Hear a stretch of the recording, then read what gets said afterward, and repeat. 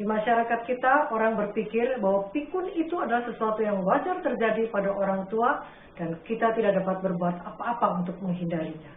Apakah benar demikian? Secara medis, kondisi pikun itu dikenal sebagai demensia. Mungkin kita juga pernah dengar istilah Alzheimer.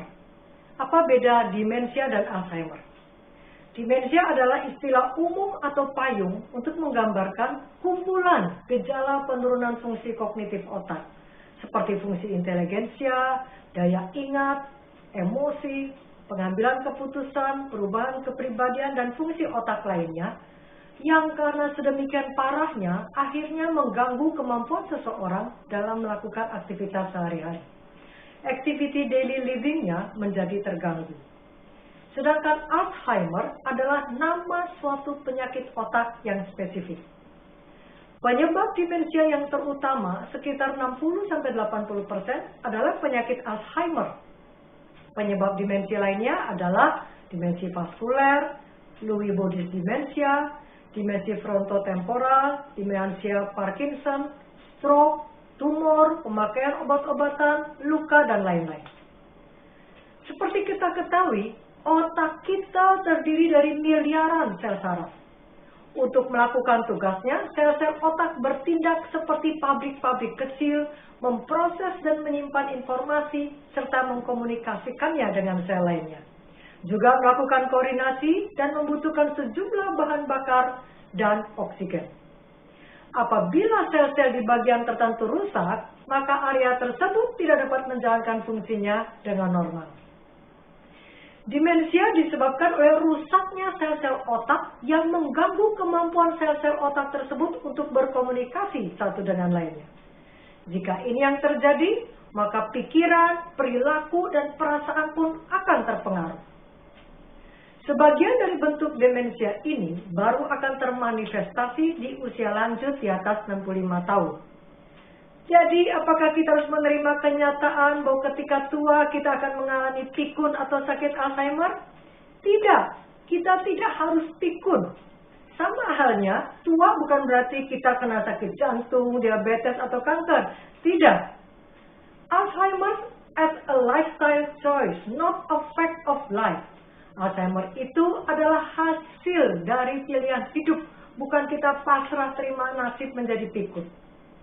Dan penyakit itu terjadi secara progresif pelan-pelan antara 10-15 tahun serta tidak dapat disembuhkan. Selama 2 dekade terakhir, lebih dari 73.000 artikel penelitian telah dipublikasikan. Itu artinya seharinya ada 100 artikel. Namun belum ditemukan obat yang efektif untuk menyembuhkan penyakit Alzheimer ini. Memang saat ini ada beberapa jenis obat-obatan yang bersifat memperlambat proses pemburukan penyakit tersebut. Namun, belum dapat menghentikannya ataupun mengembalikan fungsi otak ke kondisi semula. Perusahaan farmasi menawarkan obat-obat statin penurun kolesterol untuk mencegah Alzheimer. Namun, obat-obat statin itu sendiri dapat menyebabkan kerusakan kognitif, termasuk kehilangan ingatan jangka pendek dan jangka panjang. Satu-satunya cara adalah dengan pencegahan. Penyakit Alzheimer ini termasuk penyakit yang sebagian penyebabnya dapat dicegah. Inilah kabar baiknya, saudara. Bagaimana Alzheimer merusak otak? Bagian otak yang disebut hipokampus adalah pusat pembelajaran dan ingatan di otak. Bagi penderita penyakit Alzheimer, sel-sel otak di bagian tersebutlah yang pertama kali rusak. Itulah sebabnya penurunan daya ingat adalah gejala paling awal dari penyakit Alzheimer. Setelah itu mungkin akan mempengaruhi juga aspek lainnya seperti sulit menemukan kata-kata yang tepat saat bicara, lalu penurunan kemampuan dalam menimbang atau membuat keputusan yang benar. Seperti tadi disampaikan, bahwa Alzheimer adalah penyakit progresif, bertahap dari waktu ke waktu, dan menyebabkan lebih banyak bagian otak yang rusak. Karena itulah gejala yang muncul menjadi semakin parah. Gejala awal tadi akan berlanjut menjadi Alzheimer ringan. Contoh gejalanya, kehilangan arah, sulit menghitung uang, bertanya berulang-ulang untuk pertanyaan sama, perlu waktu lebih lama untuk mengerjakan tugas sehari-hari, dan lain-lain. Kemudian beranjak lagi ke Alzheimer tingkat sedang. Gejalanya adalah daya ingat dan kebingungan tambah parah, mulai sulit mengenali teman dan anggota keluarga, dan mulai tidak dapat belajar sesuatu yang baru, sulit mengerjakan tugas yang perlu dilakukan bertahap seperti berpakaian dengan benar. Kadang-kadang timbul juga halusinasi, paranoid, dan perilaku yang impulsif atau mudah marah. Kemudian, tingkat berat, di tahap ini kerusakan otak sudah sangat parah. Jaringan otak sudah menciut sangat banyak. Penderita sudah tidak dapat berkomunikasi dan sepenuhnya bergantung pada pemeliharaan orang lain. Tahap paling akhir biasanya hanya bisa berbaring di tempat tidur.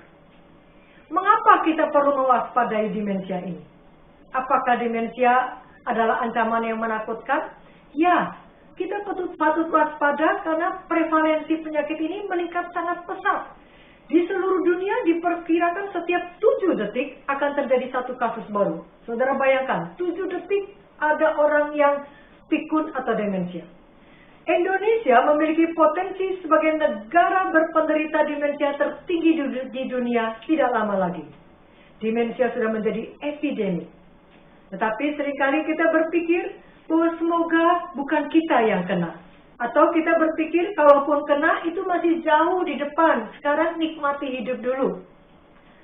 Saudara sekalian, kita tidak boleh berpikir demikian. Karena jika kita tidak melakukan sesuatu saat ini, kemungkinan besar kita juga akan menjadi korban. Walaupun efek penyakit ini umumnya baru terasa parah pada saat agak tua, tetapi akibatnya sungguh sangat buruk dan berdampak bukan hanya pada diri sendiri, tetapi yang paling merasakan akibatnya adalah keluarga kita. Apakah kita mau menyusahkan keluarga kita? Apa sesungguhnya penyebab penyakit Alzheimer? Dari hasil otopsi penderita penyakit Alzheimer, kedapatan adanya aterosklerosis, pengerasan pembuluh darah yang disebabkan oleh plak di dalam otaknya. Pada otak para penderita terdapat penumpukan plak abnormal dan serat-serat kusut protein yang menyebabkan terganggunya sistem persinyalan antar satu sel saraf dengan lainnya. Selanjutnya, sel-sel saraf pun menjadi rusak dan mati.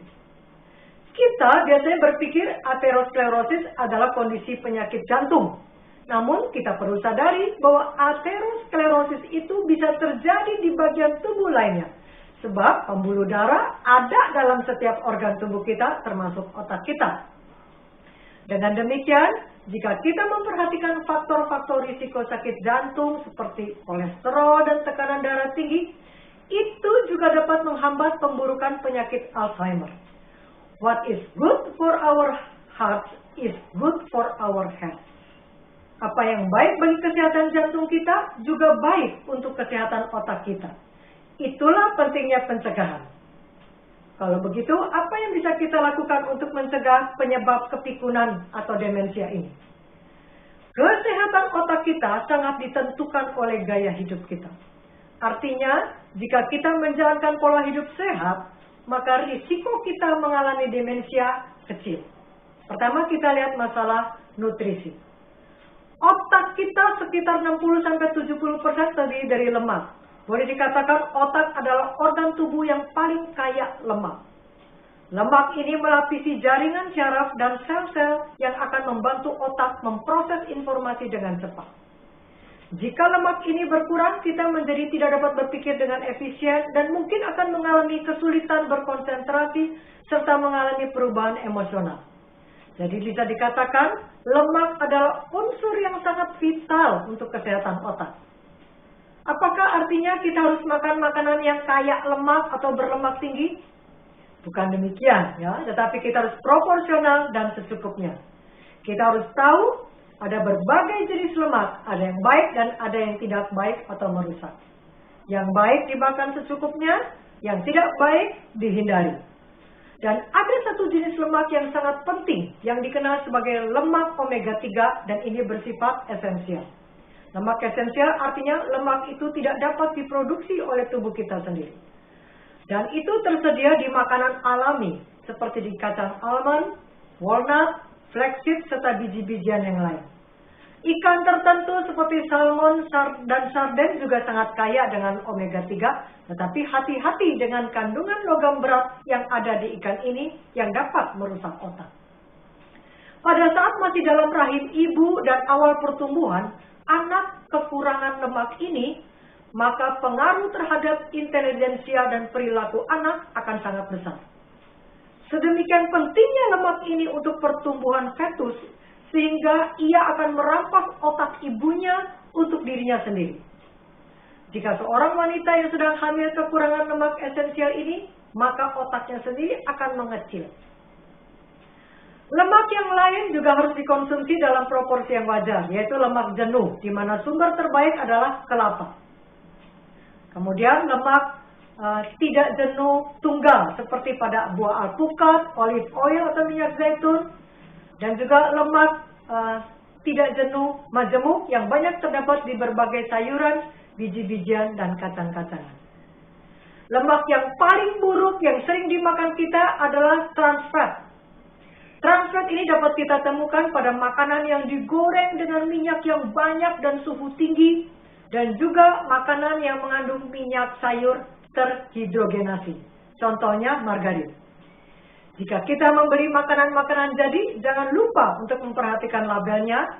Jika tercantum kata minyak hidrogenasi, sebaiknya jangan dibeli. Petunjuk lainnya adalah, jika makanan tersebut kadaluarsanya panjang, kita harus hati-hati. Karena kemungkinan besar makanan tersebut menggunakan trans fat atau pengawet.